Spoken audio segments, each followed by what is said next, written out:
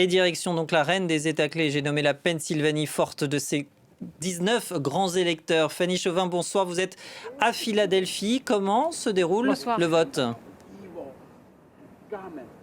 Eh bien, je suis dans le quartier de Chinatown à Philadelphie devant un bureau de vote où il y a eu du monde toute la journée. Et vous pouvez le voir, de l'autre côté de la rue, eh bien, il y a des supporters de Donald Trump. Ils sont avec leur drapeau, ils interpellent les conducteurs et ils sont avec des tracts en chinois. Ils veulent mobiliser cette communauté. Ils sont anticommunistes et ils pensent que Donald Trump peut être le président anticommuniste qui pourra défier la Chine.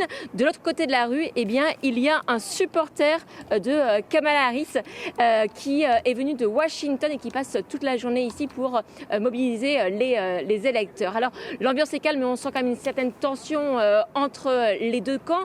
Aussi à noter quelques dysfonctionnements dans l'état de la Pennsylvanie, dans un comté où des bulletins de vote n'ont pas été imprimés correctement. Il a fallu les réimprimer dans la journée. Ils ont été acheminés finalement dans le comté, mais il y a un retard considérable. Alors, sur place, les bureaux de vote vont devoir fermer plus tard, à 22h, au lieu de 20h dans le reste de l'État. Alors, quand peut-on justement espérer des résultats dans cet État clé ? Alors, le dépouillement des votes anticipés a déjà commencé depuis ce matin, 7h. Le commissaire de la ville de Philadelphie a déclaré que le décompte des bulletins de vote sera beaucoup plus rapide cette année par rapport à 2020. En 2020, il a fallu attendre 4 jours avant de connaître le vainqueur, Joe Biden.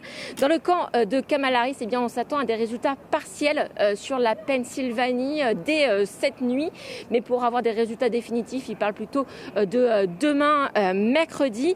Il a précisé aussi une dernière chose sur la Pennsylvanie, c'est que si l'écart entre les deux candidats est de moins de 0,5% entre les deux candidats, cela peut engendrer un recompte et donc une période aussi de vulnérabilité où les gens pourraient douter de la fiabilité du résultat à venir.